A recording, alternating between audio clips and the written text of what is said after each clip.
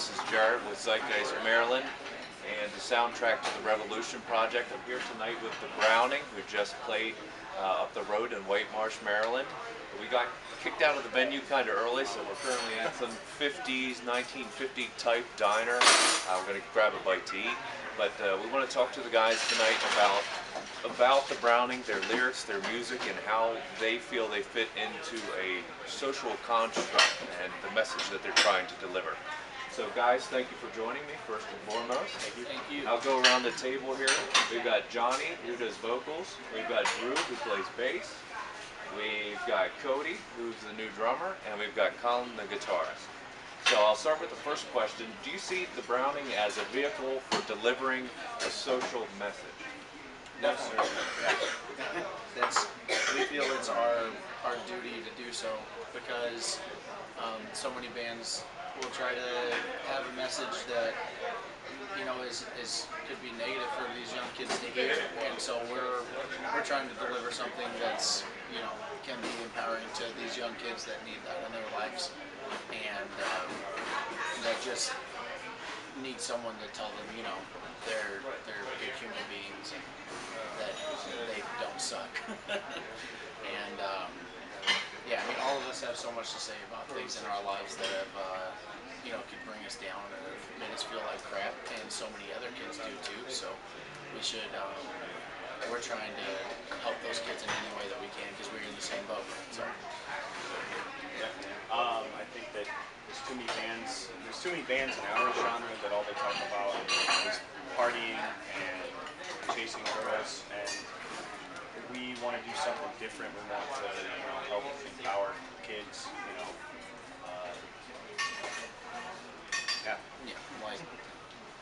Completely. Agreed. So it sounds like as opposed to like a reoccurring theme in your music, you just try to personalize the music and try to reach out and connect with your audience on a personal level. Would you say that's the case? I mean, we definitely, obviously when we write lyrics or write music, we're writing for our fans, but we're also writing for ourselves. So we aren't going to write anything that we don't also personally relate to. Right on. Yeah, like everyone knows there's problems in the world and everything like that, and we sing about that stuff, but there's also a lot of personal problems with everybody that we like to touch on because we've gotten a lot of messages from people saying that we've helped them in some kind of issue in their life, or that we've helped them quit cutting or anything like that, and that's more important than talking about chicks. Yeah, absolutely. Couldn't agree with that more. Yeah. Okay, so there's a quote that I go back to a lot, and it's in a decaying society, art, if it is truthful, must also reflect decay. And unless it wants to break faith with its social function, art must show the world as changeable and help to change it.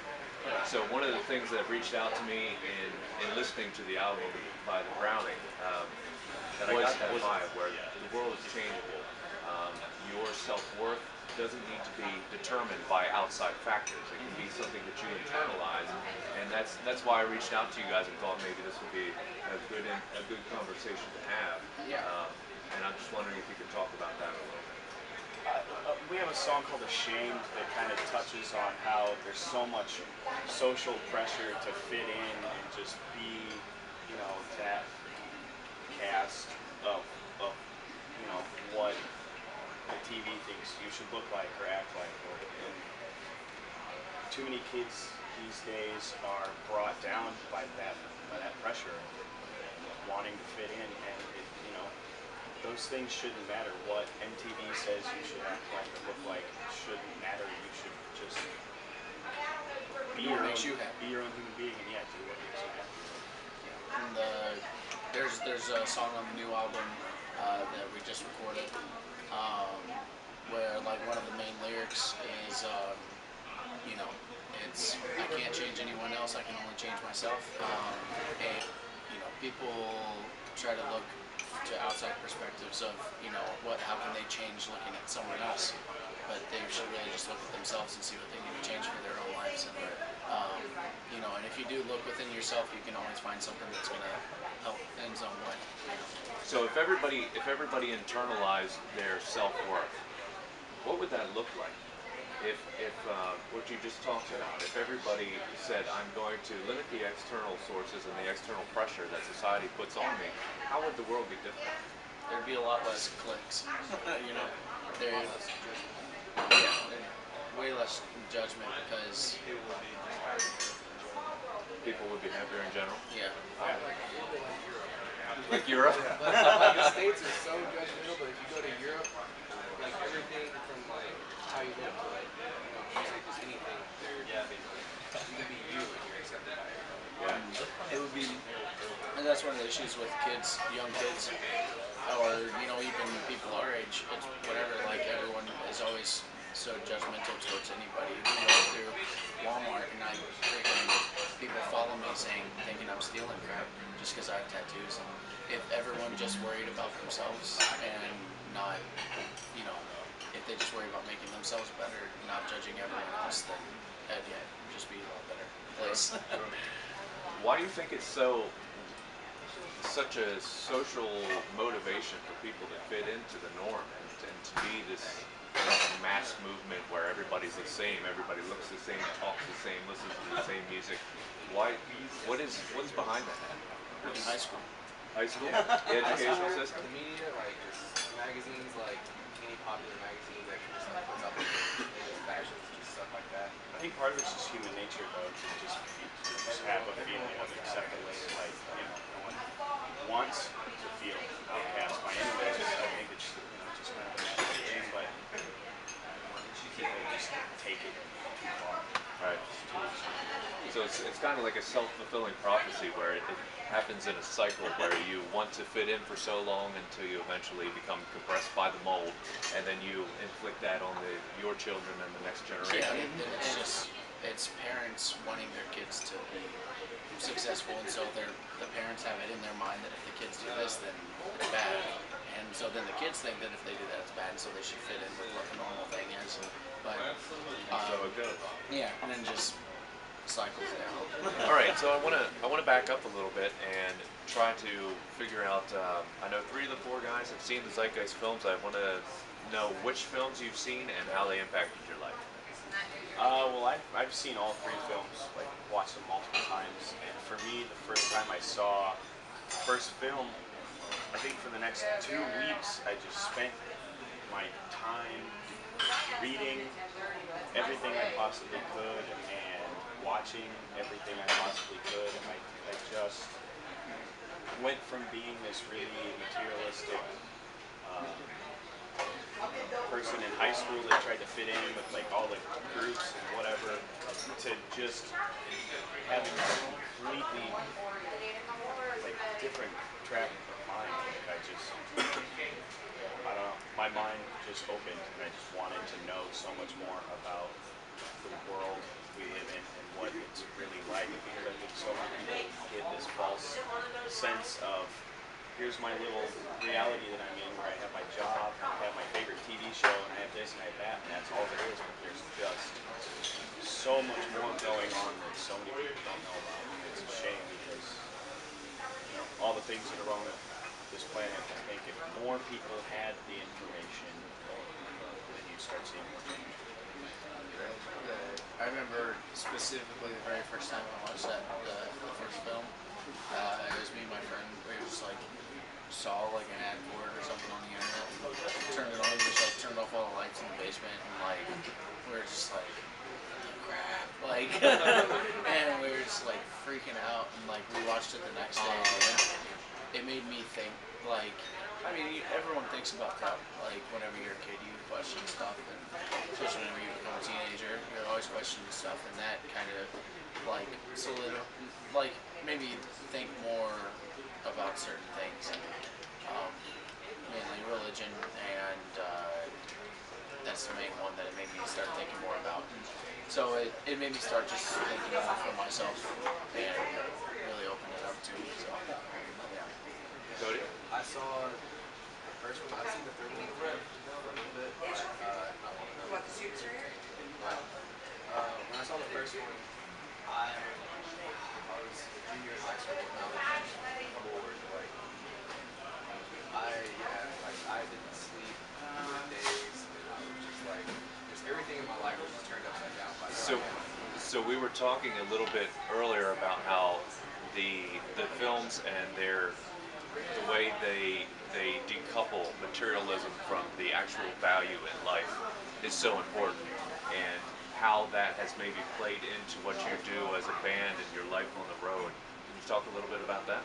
Definitely. I mean, I think, as a young band, everyone, like any band, will go through a point where they're struggling financially, maybe to make ends meet, or just on the road, and I don't know, detaching yourself from that materialism that most of the world is a part of really just helps prepare you mentally just to, I don't know, sleep in a van or terrible, terrible food all the time. Yeah.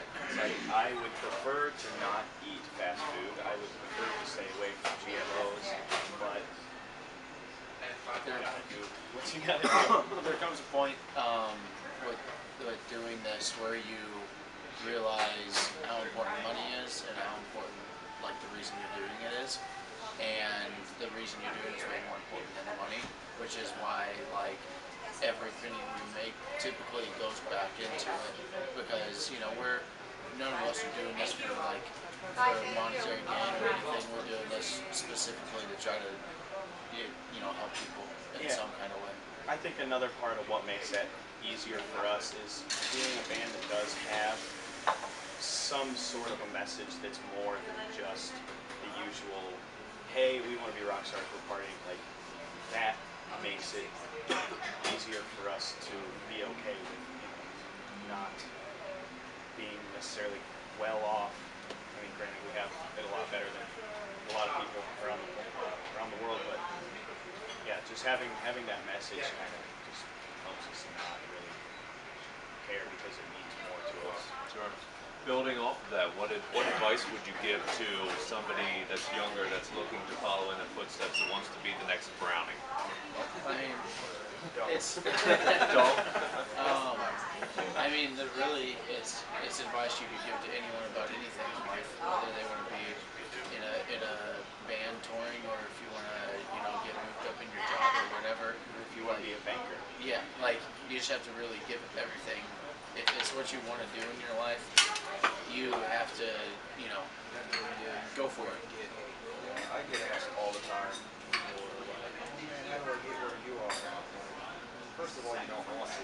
I'm like, second, you have to want that, only that for your life. You have to be willing to let go of everything else, like relationships back home, like comfortability most of all. It's mostly like luxuries, like sleeping in your own bed, and just being able to do whatever you want to, spend money on whatever you want to.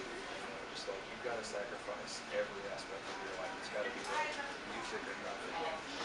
Not to say that like every person who's ever become a success in the music industry has had that attitude, or people that just got lucky, but Sure. I think those people don't last as long as the people who have given it everything they have, like we do. So absolute conviction. Yeah. And that trails off to anything in life. What's next from the Browning? New album. When? Just fall. Sometime fall. No official date yet, but fall. Yeah. Okay. And we'll be releasing, we'll probably have a music video come out before then, and release another song before then. Yeah. There'll be plenty of stuff pushing the new album. There'll be plenty of touring and everything. We're gonna stay busy because we have to. Is that absolute conviction? Yeah.